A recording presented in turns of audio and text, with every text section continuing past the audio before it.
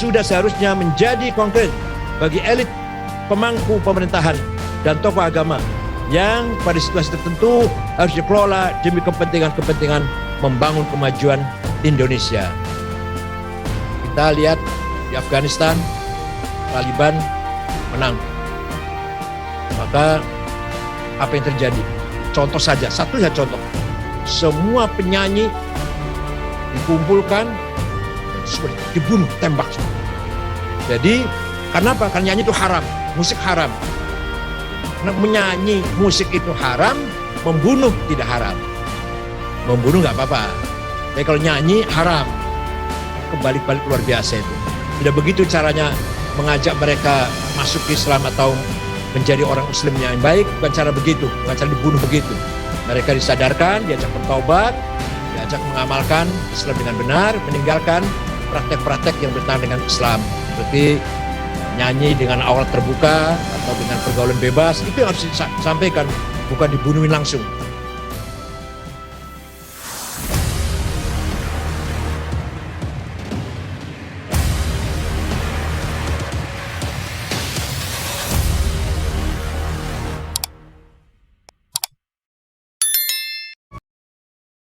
Karakter Islamisasi Nusantara yang terbuka, yang bersedia menerima kebajikan dari kelompok lain, merupakan capaian kepemimpinan tersendiri dari para ulama. Sikap ini tidak saja mampu menghindari kekerasan, tetapi juga membuka kesempatan untuk memahami Islam secara terbuka. Ketika berinteraksi dengan masyarakat lokal, para wali tidak saja terbuka menerima keragaman budaya, tetapi juga sadar bahwa hasil interaksi tersebut akan melahirkan dan pola pemahaman Islam yang kaya dan beragam. Kaya dengan tharawat hadoriyah wa thaqafiyah. Kaya dengan khazanah thaqafiyah dan hadoriyah.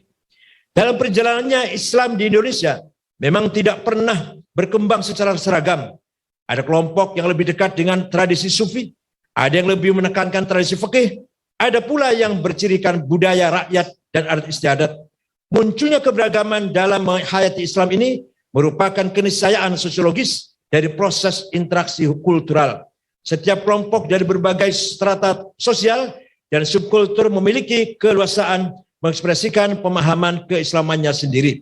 Hasilnya, masing-masing kelompok dengan sendirinya terdorong untuk bersikap moderat dan dalam beragama. Tawassut fit tadayyun, wasatiyah, ummah wasatiyah. Kebinekaan tradisi beragama. Dari semua itu, sumbangan penting dari metode dakwah para wali dan ulama di masa dahulu adalah model keberagaman yang plural, terbuka, dan toleran terhadap peradaban Islam Nusantara yang sangat besar. Bahkan bisa dikatakan ketika sikap beragama ini merupakan pilar kebudayaan santri Indonesia, berlandaskan prinsip pluralitas, keterbukaan, dan toleransi, Indonesia mampu membentuk paham keislaman yang sangat kaya, yang tidak hanya terbatas pada model keberagaman yang ada di Timur Tengah. Kita kaya dengan tharawat syiariyah, kapital simbolik. Dalam bidang ilmu kalam dan tasawuf yang menjadi arena para pujangga, filosof, dan sastrawan, telah lahir karya-karya monumental. Misalnya Asrar Arifin tulisan Syekh Hamzah Fansuri dari kota Singkil, Aceh, Serat Dewa Ruci susunan Sunan Kalijogo, Wirid Hidayat Jati karya Ronggo Warsito. Pada wilayah kajian moral yang lebih aplikatif juga muncul kitab Wulang Reh atau kalau dalam bahasa Arab Risalatul Muluk, Wulang Risalah Reh Raja, Risalatul Muluk. Hasil pikiran Pakubuwono keempat dan kitab Centini oleh Pakubuwono V. Di luar karya-karya besar ini masih banyak karya lain, baik yang berasal dari tarekat-tarekat internasional maupun produksi ulama Nusantara yang masih tersebar di berbagai tempat dan belum banyak dikaji. Indonesia juga mempunyai sejarah panjang dalam pemikiran hukum Islam. Di Jawa adalah kitab Cebolek karya Yasa Dipura I yang berisikan kritik terhadap model keberagaman sufistik. Di Aceh juga ada Bustanus Salatin karya Nuruddin Araniri yang wafat di India, yang mengkritik mistisisme tasawuf falsafi yang diperkenalkan oleh Hamzah Fansuri. Pemikir besar lain cukup banyak seperti Syekh Yusuf Al-Makassari dengan karya Nafahatis Salam Sailaniyah, Zubdatul Asrar, Hibbil Warid, Syekh Muhammad Nawawi Al-Bantani. Ini adalah kakek iringan, kakek samping dari wakil presiden kita, Kiai Haji Ma'ruf Amin. Bukan kakek langsung, tapi kakeknya beliau, adik daripada Syekh Nawawi. Dan di sini hadir pula keturunan Syekh Nawawi Banten. Saya mohon berdiri, Kiai Zulfa, biar orang cuma tahu. Inilah salah satu keturunan Syekh Muhammad Nawawi Al-Bantani. Dan beliau menulis tentang, apa itu namanya? Al-Qasi Waddani, Tuhfatul Qasi Waddani, sejarahnya Syekh Nawawi Banten. Jazakallah khair. Yang menghasilkan lebih dari 100 karya akademik. Yang paling menarik ya Qurratul Uyun. Baca sendirilah. Atau Syekh Muhammad Arsyad Al-Banjari dengan Sabilul Muhtadin. Ditambah dengan para ulama yang lahir lebih kemudian. Yang memimpin pusat-pusat keilmuan Islam yang dewasa ini kita kenal dengan lembaga pendidikan atau budaya pesantren di berbagai tempat. Khazanah intelektual di bidang ini sungguh sangat-sangat luar biasa. Kita harus bangga dengan kitab kuning atau Kutubut Turath. Itu merupakan tharawat hadariyah wa thaqafiyah bagi kita semua. Kalau bukan kita, siapa lagi yang bangga dengan Kutubut Turath? Setiap masalah harus kita kembalikan, kita rujukan kepada maraji' al-masadir, yaitu Kutubut Turath, kitab-kitab yang ditulis oleh para ulama salaf. Kekayaan Islam Indonesia dapat ditelusuri lebih jauh melalui aspek kebudayaan yang lain, yaitu budaya material, khususnya seni. Setiap suku memproduksi dan setiap generasi melahirkan kreasi-kreasi keagamaan yang berwajah lokal nasional. Seni sastra dan musik dapat dengan mudah dijumpai di mana-mana. Hampir semua suku di Indonesia mempunyai syair-syair pujian dengan bahasa lokal yang dibawakan sebagai nyanyian atau diiringi musik. Antara lain mengenai sifat 20, Aqaid 50, dengan bahasa Jawa, dilantunkan dengan syair. Di lingkungan masyarakat santri di Jawa dan Sunda, mereka mengenal syair keagamaan yang disusun oleh ritme sastra lama.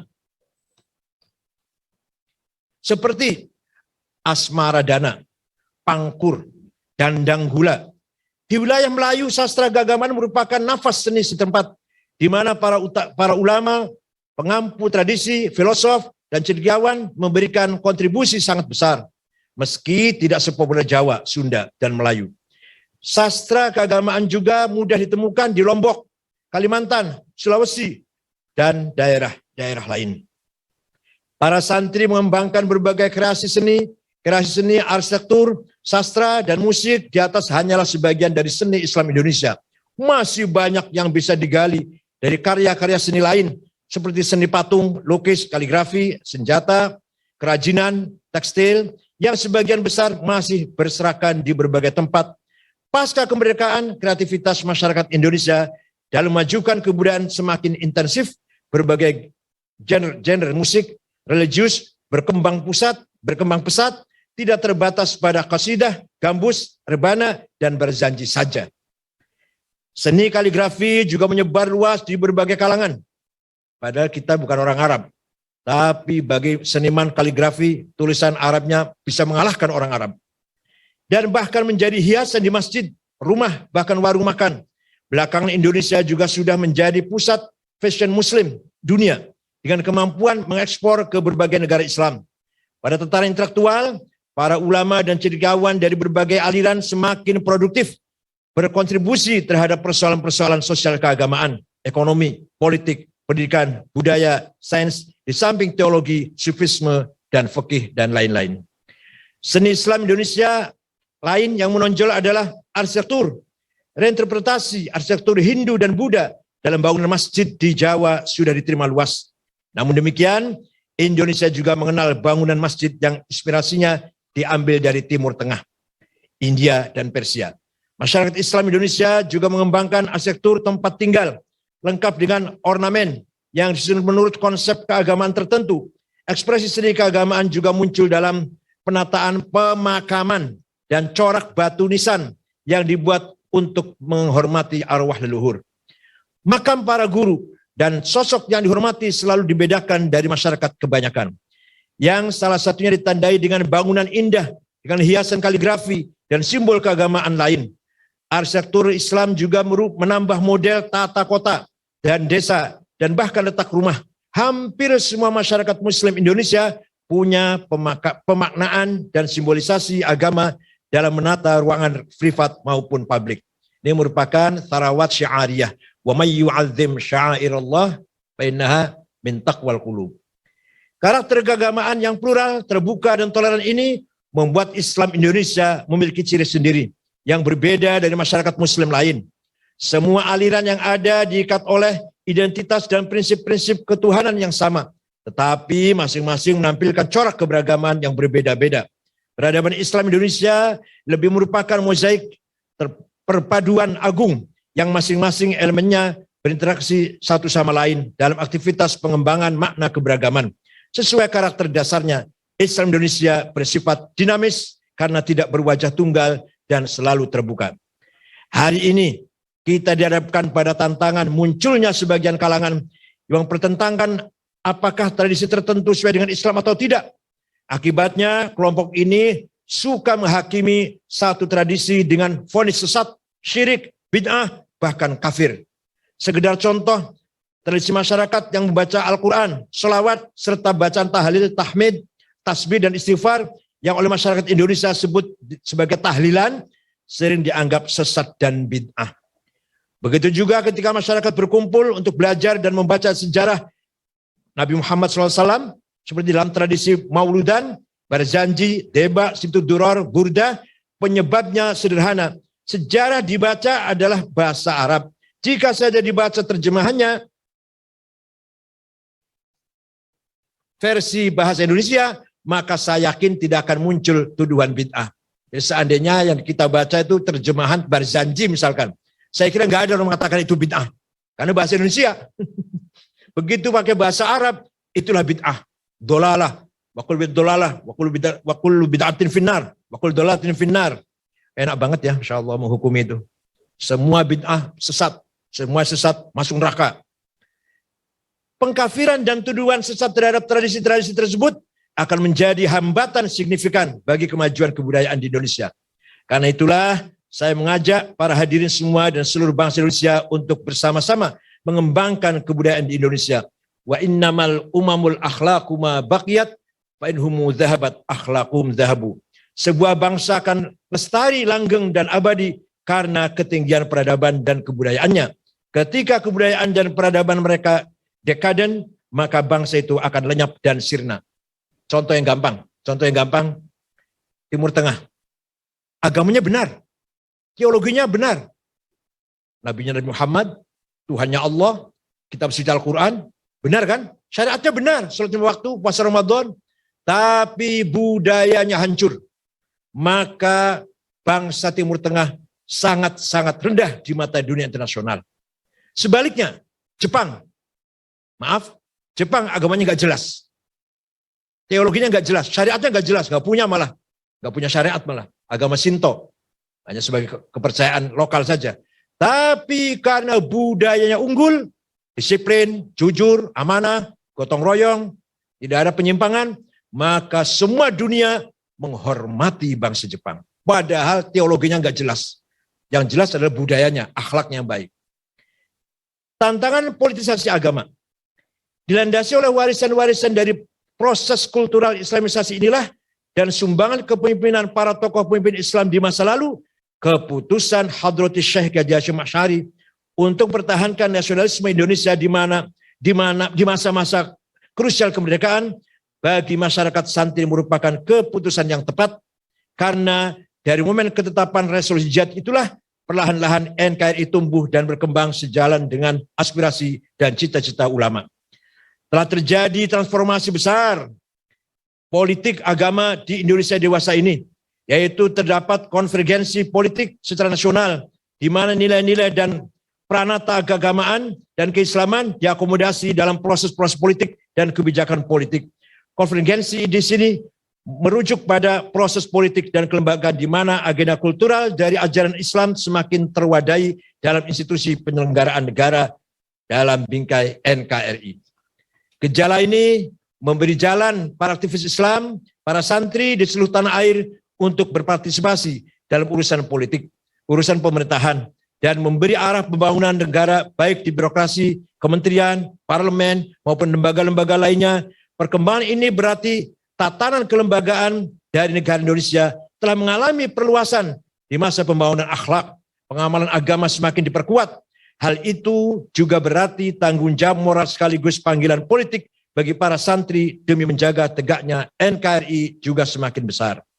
Dari sinilah kita menyadari tantangan politik bangsa kita dewasa ini juga bertransformasi secara mendasar, yaitu pergulatan identitas kultural yang mengambil bentuk menjaga aspirasi ulama dan pesantren untuk menjadi NKRI dari serangan dan rongrongan politik, radikalisme, dan ekstremisme. Banyak pimpinan dan tokoh agama radikal yang terus meyakini bahwa islamisasi budaya masyarakat Indonesia harus dilakukan secara lebih ekstensif. Dari sinilah paham Islam radikal tersemai. Imam Ghazali berkata, wa dararu syar'i mimman nasarahu la bi tariqih akbaru min dararihi mimman ta'ana fih. Kerusakan atau kehancuran agama dari orang yang membelanya tapi tidak dengan benar lebih besar daripada kerusakan agama dari orang jelas-jelas menghantam Islam, memusuhi Islam. Kalau memusuhi Islam jelas musuh kita.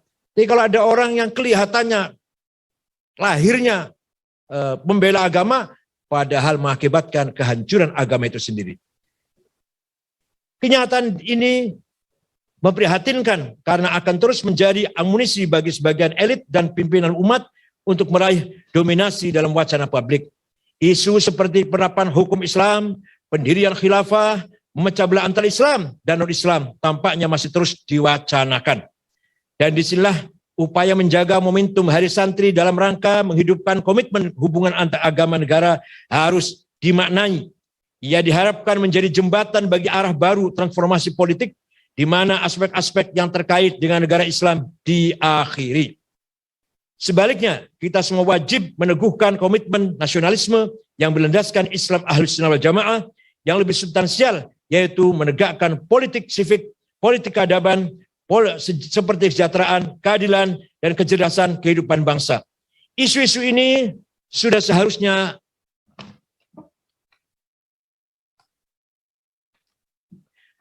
seharusnya menjadi konkret bagi elit pemangku pemerintahan dan tokoh agama yang pada situasi tertentu harus dikelola demi kepentingan-kepentingan membangun kemajuan Indonesia.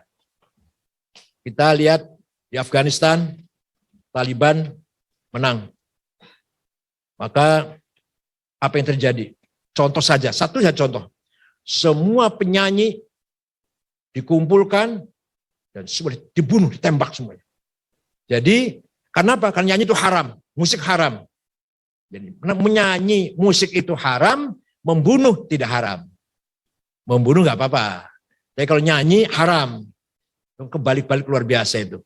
Tidak begitu caranya mengajak mereka masuk ke Islam atau menjadi orang Muslim yang baik. Bukan cara begitu, bukan cara dibunuh begitu. Mereka disadarkan, diajak bertaubat, diajak mengamalkan Islam dengan benar, meninggalkan praktek-praktek yang bertentangan dengan Islam. Seperti nyanyi dengan aurat terbuka atau dengan pergaulan bebas, itu yang harus disampaikan, bukan dibunuhin langsung.